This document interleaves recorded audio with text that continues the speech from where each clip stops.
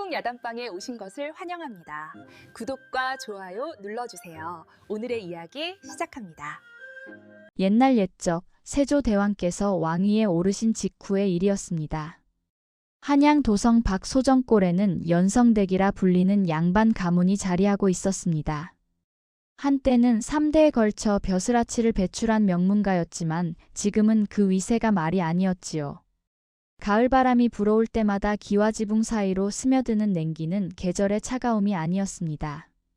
그것은 가문을 덮친 비극의 여운이었지요. 연성댁의 외아들 현석은 불과 석 달 전 영모를 꾀했다는 누명을 쓰고 옥사하고 말았습니다. 억울한 죽음이었으나 누구 하나 진실을 밝혀주는 이가 없었지요. 마을 사람들은 연성댁 집 앞을 지날 때마다 고개를 돌렸고 한때 드나들던 친지들도 발길을 끊었습니다. 영모라는 죄목은 그만큼 무서운 것이었지요. 기와지붕 위로 까마귀 한 마리가 날아와 앉았습니다. 그 울음소리마저 슬프게 들리는 가을날이었습니다. 연성댁 안채 구석방에는 과부가 된 며느리 연수가 조용히 살아가고 있었습니다. 24세 나이의 과부가 된 연수는 말수가 적었습니다. 하루 종일 바느질을 하거나 마당을 쓸어도 입술을 꾹 다문 채 묵묵히 일만 할 뿐이었지요. 그러나 그녀의 눈빛만은 달랐습니다. 깊은 우물처럼 슬픔이 고여 있었고 때로는 타오르는 불씨처럼 무언가를 응시하곤 했습니다. 연수의 목에는 가느다란 노끈에 매달린 작은 은종이 걸려 있었습니다. 남편 현석이 홀레날 밤 건네준 유일한 홀레 선물이었지요. 이 종소리가 당신을 지켜줄 것이오.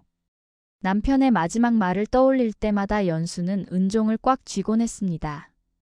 그것만이 남편의 온기를 느낄 수 있는 유일한 물건이었기 때문입니다. 시어머니 연성댁과 단둘이 사는 이 집에서 연수는 매일 아침 남편의 위패 앞에 맑은 물 한 그릇을 올렸습니다. 그리고 말없이 절을 올리며 눈물을 삼켰지요. 마을 사람들은 연수를 가엾게 여기면서도 어딘지 모르게 두려워했습니다. 그녀의 고요함이 오히려 섬뜩하게 느껴졌기 때문이었습니다. 연성댁은 며느리 연수를 친딸처럼 아꼈습니다. 네가 아니었다면 이 늙은이는 진작 이승을 등졌을 게다. 연성댁은 연수의 손을 꼭 잡으며 눈물을 훔치곤 했습니다. 하나뿐인 아들을 잃은 슬픔보다 더 깊은 것은 가문을 지키지 못한 자신에 대한 죄책감이었지요. 그 무렵 연성댁 집에는 몇 사람의 그림자가 드리워지기 시작했습니다. 첫 번째는 윤도령이었습니다.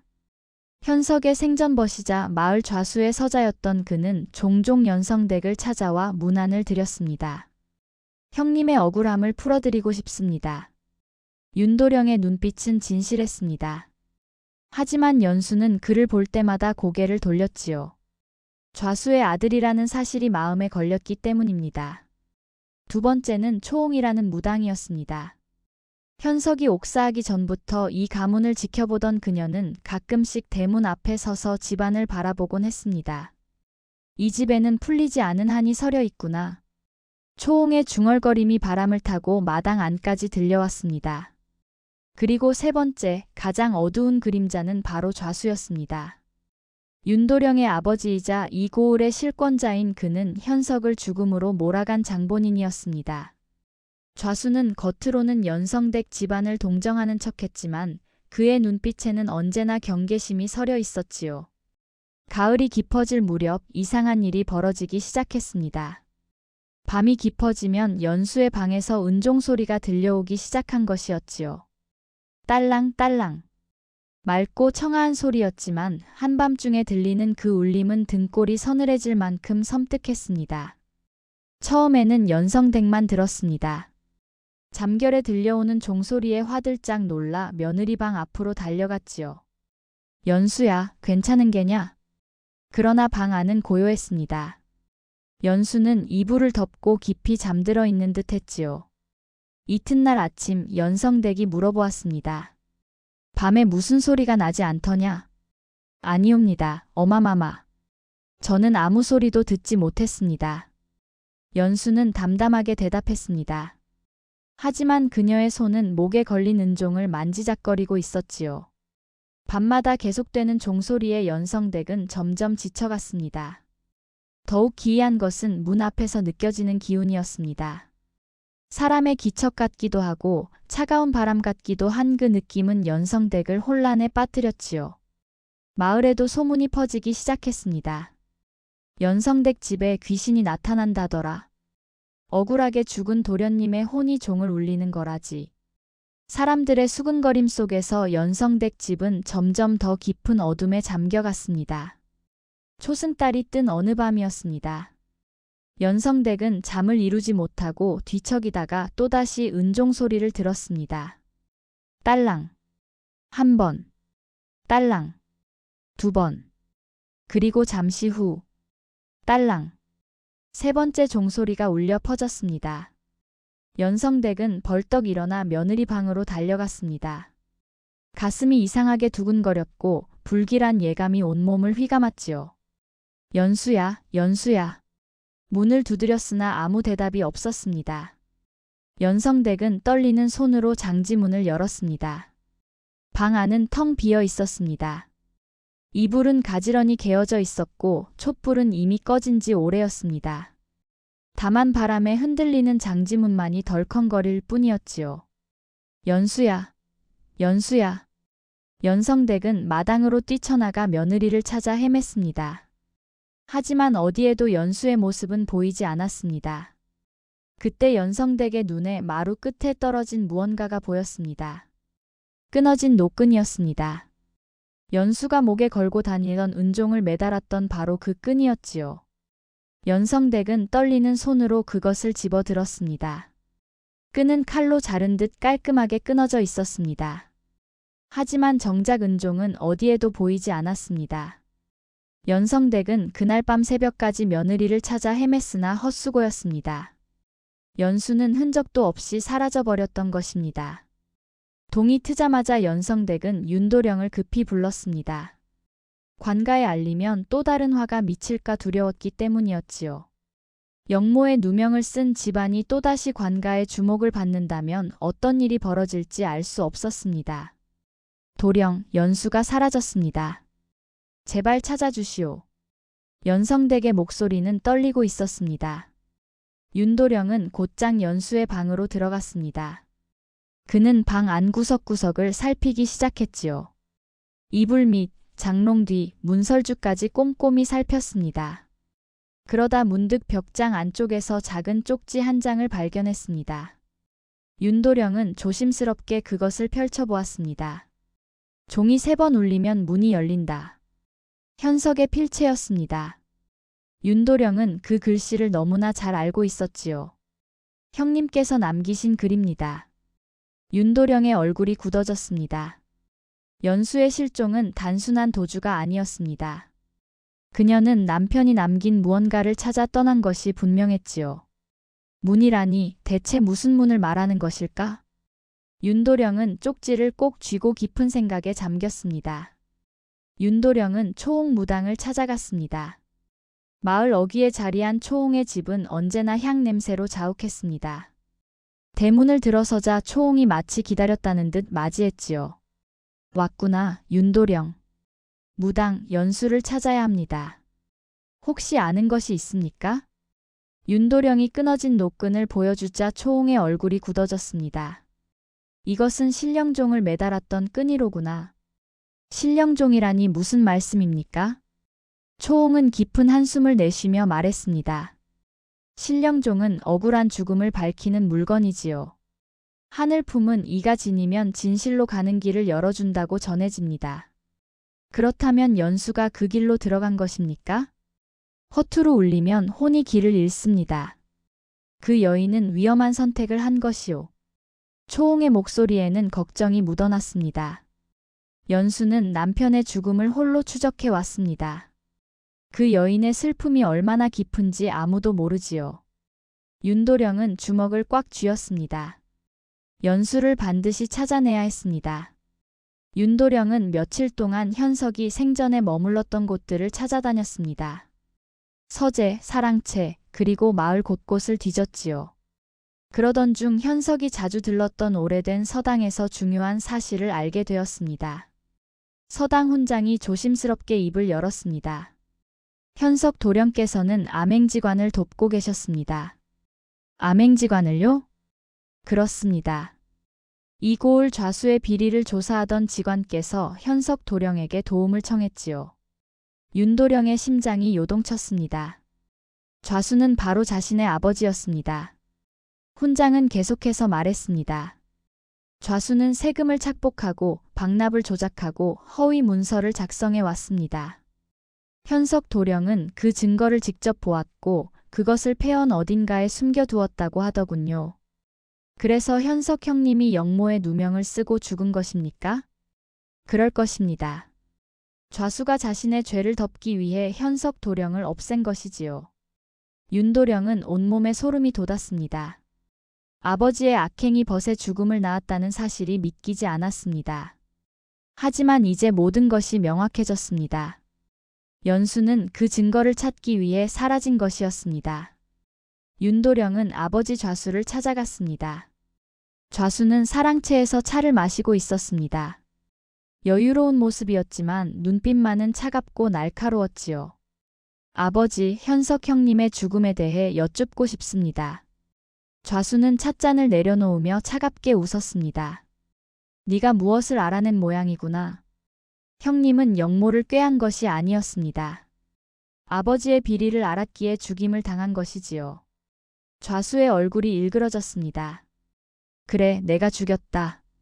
하지만 네가 무엇을 알겠느냐? 좌수는 벌떡 일어서며 소리쳤습니다. 나는 정실에게 버림받은 서자의 아들이다. 아무것도 없이 태어났고 권력 없이는 살아남을 수 없었다. 조금이라도 가문이 흔들리면 나는 다시 그 굴욕의 시절로 돌아간다. 좌수의 목소리는 분노와 두려움으로 떨리고 있었습니다. 살기 위해 악을 행했다. 그것이 내 죄라면 기꺼이 인정하겠다. 하지만 나는 절대 무너지지 않을 것이다. 윤도령은 아버지를 바라보며 깨달았습니다. 이 모든 비극의 뿌리는 살아남기 위한 집착이었다는 것을 말이지요. 윤도령은 집으로 돌아와 밤새 잠을 이루지 못했습니다. 아버지가 현석을 죽인 배우라는 사실은 그를 깊은 절망에 빠뜨렸습니다. 하지만 동시에 연수를 찾아야 한다는 결의는 더욱 뜨거워졌지요. 형님, 그리고 연수, 내가 반드시 진실을 밝히겠습니다. 다음 날 아침 윤도령은 다시 연성댁 집을 찾았습니다. 연성댁은 며칠 사이 더욱 초췌해진 모습이었습니다. 아직 아무 소식도 없습니까? 없습니다. 연수는 어디로 간 것일까요? 윤도령은 집안 곳곳을 다시 살폈습니다. 그러다 마당 한쪽의 핀 국화꽃 옆에서 작은 천 조각을 발견했습니다. 연수의 치마폭에서 떨어진 조각이었습니다. 연수가 마당을 지나 어딘가로 갔습니다. 윤도령은 천 조각이 이끄는 방향을 따라갔습니다. 그 끝은 뒷담 너머 작은 오솔길이었지요. 저 길은 폐원으로 이어집니다. 연성댁의 말에 윤도령의 눈이 빛났습니다. 현석이 증거를 숨긴 곳도 폐원이라 했습니다. 연수는 그곳으로 간 것입니다. 윤도령이 폐원을 찾으려 준비하던 그날 밤 좌수가 연성댁 집 앞에 나타났습니다. 가문을 망칠 셈이더냐? 좌수의 목소리는 위협으로 가득했습니다. 네가 무슨 짓을 꾸미는지 다 알고 있다. 당장 그만두지 않으면 연성댁 집안도 무사하지 못할 것이다. 연성댁은 떨리는 목소리로 말했습니다. 좌수나리, 저희는 아무것도 하지 않았습니다. 입 다물고 계시오. 이미 늦었소. 좌수는 차갑게 웃으며 돌아섰습니다. 그날 밤부터 연성댁 집 곳곳에 이상한 일이 벌어지기 시작했습니다. 대문에는 붉은 글씨로 이렇게 쓰여 있었습니다. 빚은 피로 갚는다. 담벼락에도 마당 돌에도 우물가에도 같은 글귀가 새겨져 있었지요. 연성댁은 공포에 떨며 윤도령을 불렀습니다. 도령, 이것이 무슨 일입니까? 좌수가 협박하고 있는 것입니다. 하지만 우리는 물러설 수 없습니다. 윤도령의 눈빛은 흔들림이 없었습니다. 윤도령은 다시 초홍을 찾아갔습니다. 무당 현석 형님이 남긴 말의 뜻을 알아야겠습니다. 종이 3번 울리면 문이 열린다는 것이 무슨 의미입니까? 초홍은 한참을 생각하다 입을 열었습니다. 현석 도령께서 마지막으로 저를 찾아왔을 때 이런 말씀을 하셨습니다. 초홍은 눈을 감고 그날을 떠올렸습니다. 종이 멈추면 문은 닫힌다. 살아있는 자만이 열 수 있다. 무슨 뜻입니까? 그것은 현석 도령께서 만든 비밀의 문입니다. 억울한 혼을 위로하고 진실을 밝히기 위한 통로이지요. 초홍은 윤도령을 똑바로 바라보며 말했습니다. 연수는 누군가에게 끌려간 것이 아닙니다. 스스로 그 문을 연 것이오. 남편이 남긴 진실을 찾기 위해서 말이지요. 윤도령은 온몸에 전율이 흘렀습니다. 그렇다면 연수는 지금 그 문 안에 있다는 말입니까? 그렇습니다. 하지만 문은 곧 닫힐 것입니다. 살아있는 자가 다시 종을 울리지 않으면 영영 돌아올 수 없게 되지요. 윤도령은 결심했습니다. 연수를 구하기 위해서는 자신이 직접 그 문을 열어야 했습니다. 윤도령은 갈림길에 섰습니다. 아버지의 가문을 지킬 것인가, 아니면 진실을 밝힐 것인가. 밤새도록 고민한 끝에 윤도령은 결단을 내렸습니다. 아버지의 죄를 덮는다면 나는 더 이상 사람이 아니다. 다음 날 아침 윤도령은 연성댁을 찾아가 말했습니다. 연수를 찾겠습니다. 그리고 형님의 억울함을 반드시 풀어드리겠습니다. 도령, 고맙습니다. 하지만 좌수가 가만두지 않을 것입니다. 알고 있습니다. 하지만 이제 더는 물러설 수 없습니다. 윤도령은 폐원으로 향했습니다. 그곳에서 연수를 찾고 현석이 남긴 증거를 찾아낼 것이었지요. 바람이 세차게 불었습니다. 하늘은 먹구름으로 뒤덮여 있었고 곧 비가 쏟아질 듯 했습니다. 윤도령은 걸음을 멈추지 않았습니다. 그의 마음속에는 오직 한 가지 생각뿐이었습니다. 연수를 구하고 업보를 끊겠다. 윤도령이 폐원을 향해 가던 중 초홍이 급히 달려왔습니다. 도령, 잠깐만 기다리시오. 초홍은 숨을 헐떡이며 말했습니다. 제가 말씀드려야 할 것이 있습니다. 무슨 말씀입니까? 초홍은 윤도령의 눈을 똑바로 바라보며 마침내 진실을 털어놓았습니다. 연수는 살아있습니다. 윤도령의 눈이 커졌습니다. 살아있다니 무슨 말씀입니까?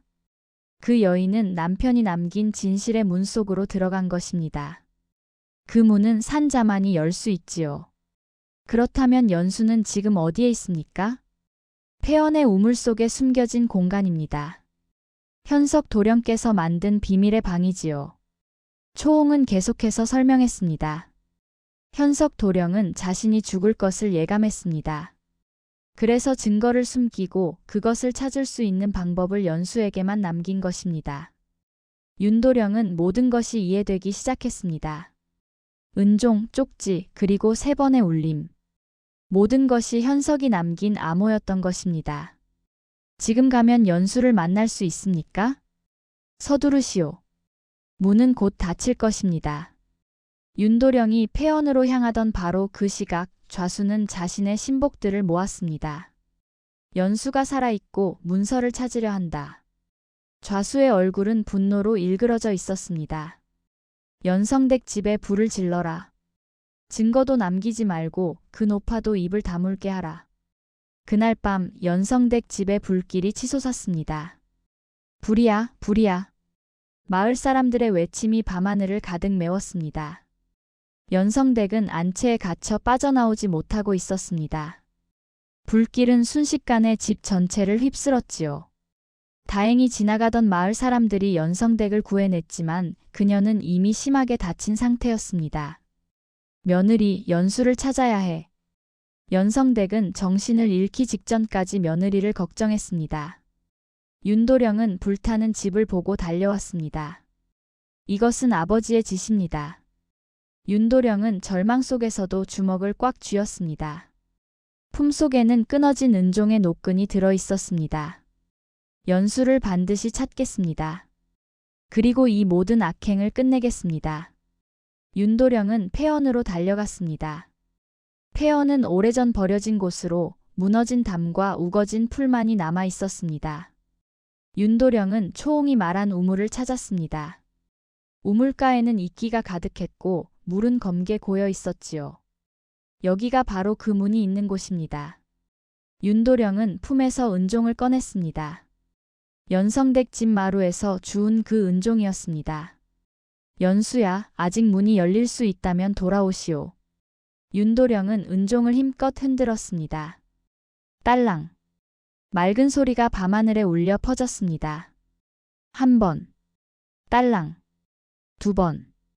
딸랑. 세 번. 그 순간 우물 위로 이상한 현상이 일어났습니다. 검은 그림자가 피어오르더니 마치 장지문처럼 공중에 떠올랐습니다. 문이었습니다. 현석이 만들었다는 바로 그 진실의 문이었지요. 윤도령은 숨을 멈추고 문을 바라보았습니다. 문은 천천히 열리기 시작했습니다. 문이 완전히 열렸습니다. 그 안에서 서늘한 기운이 흘러나왔습니다. 마치 깊은 동굴 속 바람 같았지요. 그리고 어둠 속에서 한 사람의 그림자가 천천히 걸어 나왔습니다. 연수였습니다. 그녀의 얼굴은 창백했지만 눈빛만은 또렷했습니다. 품에는 두툼한 문서 꾸러미가 안겨 있었지요. 도령. 연수의 목소리는 떨리고 있었습니다. 찾아주셨군요. 윤도령은 달려가 연수의 손을 잡았습니다. 살아계셨군요. 얼마나 걱정했는지 모릅니다. 서방님께서 남긴 증거를 찾았습니다. 이것이 서방님의 억울함을 풀 수 있는 유일한 길이었습니다. 연수는 문서를 꼭 껴안으며 눈물을 흘렸습니다. 그 순간 숲 저편에서 말발굽 소리가 들려왔습니다. 좌수의 부하들이었습니다. 저기 있다. 잡아라. 윤도령은 재빨리 연수의 손을 잡았습니다. 서둘러야 합니다. 관가로 가야 합니다. 두 사람은 어둠 속을 달리기 시작했습니다. 뒤에서는 좌수의 부하들이 횃불을 들고 쫓아왔지요. 숨이 턱까지 차올랐지만 윤도령과 연수는 멈추지 않았습니다. 조금만 더 가면 관아입니다. 마침내 두 사람은 관아 앞에 도착했습니다. 윤도령은 큰 소리로 외쳤습니다. 관원들께 고합니다. 좌수의 비리를 밝힐 증거가 여기 있습니다. 관아의 문이 열렸습니다. 사또가 직접 나와 윤도령과 연수를 맞이했습니다. 무슨 일이요? 사또날이 이 고을 좌수의 악행을 고발하고자 합니다. 윤도령은 연수가 가져온 문서를 사또 앞에 펼쳐놓았습니다. 문서에는 좌수의 모든 비리가 낱낱이 기록되어 있었습니다. 세금 장부 조작, 박납 착복, 허위 문서 작성, 그리고 현석을 역모로 몰아 죽인 과정까지 모든 것이 적혀 있었지요. 이것은 제 서방님께서 목숨을 걸고 모은 증거입니다. 연수의 목소리는 단호했습니다. 사또는 문서를 하나하나 살펴보았습니다. 얼굴이 점점 굳어졌지요. 이것이 모두 사실이요? 네, 사또 나리. 모두 진실입니다. 바로 그때 좌수가 부하들을 이끌고 관아로 들이닥쳤습니다. 사또, 저자들의 말을 듣지 마십시오.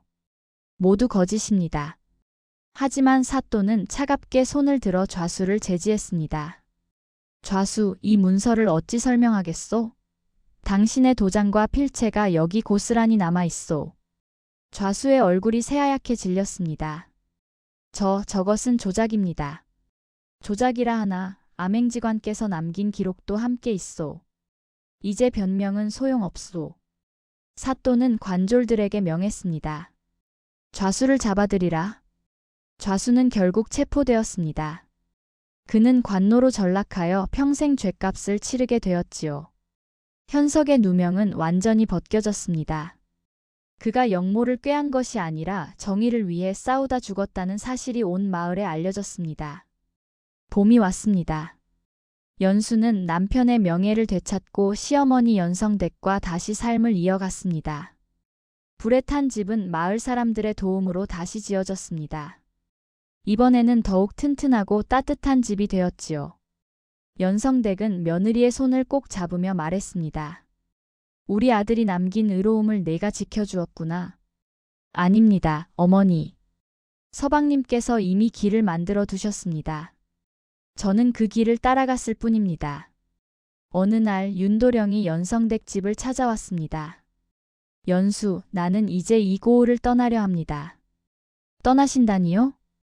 아버지의 죄를 지고 살 수는 없습니다. 새로운 곳에서 새로운 삶을 시작하려 합니다. 연수는 고개를 숙여 절을 올렸습니다. 도령의 의리 덕에 저희가 살았습니다. 평생 잊지 않겠습니다. 윤도령은 씁쓸하게 웃었습니다. 형님께 진 빚을 조금이나마 갚은 것 뿐입니다. 그는 돌아서서 천천히 걸어갔습니다. 봄바람이 그의 옷자락을 흔들었지요. 연수는 그의 뒷모습을 한참 동안 바라보았습니다. 여름이 왔습니다. 연성댁 마당에는 꽃들이 만발했고 집안에는 웃음소리가 돌아왔습니다. 연수는 매일 아침 남편의 위패 앞에 절을 올렸습니다. 하지만 이제는 눈물이 아닌 미소를 띠고 있었지요. 서방님, 이제 편히 쉬십시오. 억울함을 모두 풀었습니다. 어느 날 저녁, 연수는 마루 끝에 앉아 석양을 바라보고 있었습니다. 바람이 불어왔습니다. 그 바람에 품속에 은종이 살랑 울렸습니다. 딸랑. 맑고 청아한 소리였습니다. 하지만 이제 그 소리는 더 이상 원혼의 울음이 아니었습니다. 모든 진실이 바로잡힌 뒤 찾아온 평온의 울림이었지요. 연수는 은종을 꺼내 손바닥 위에 올려놓았습니다. 서방님, 고맙습니다. 저를 이끌어 주셔서요. 석양이 은종을 비추며 은은한 빛을 만들어냈습니다. 연성댁이 마루로 나와 며느리 옆에 앉았습니다. 이제 우리도 편히 살 수 있겠구나. 네, 어머니. 두 사람은 나란히 앉아 노을을 바라보았습니다. 하늘은 붉게 물들어가고 마당의 꽃들은 향기를 내뿜었습니다. 옛말에 백절불굴이라는 말이 있습니다. 어떠한 난관에도 굽히지 않고 이겨나간다는 뜻이지요. 연수는 남편의 억울함을 풀기 위해 목숨을 걸었고 윤도령은 아버지의 악행을 밝히기 위해 가문을 버렸습니다. 진실은 비록 늦더라도 반드시 밝혀지는 법입니다. 그리고 정의를 위해 싸운 이들은 결코 헛되이 사라지지 않는다는 것을 이 이야기는 일깨워줍니다.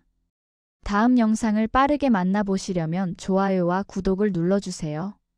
그럼 더 재미있는 영상으로 찾아뵙겠습니다. 모두 행복한 하루 보내세요. 시청해주셔서 감사합니다.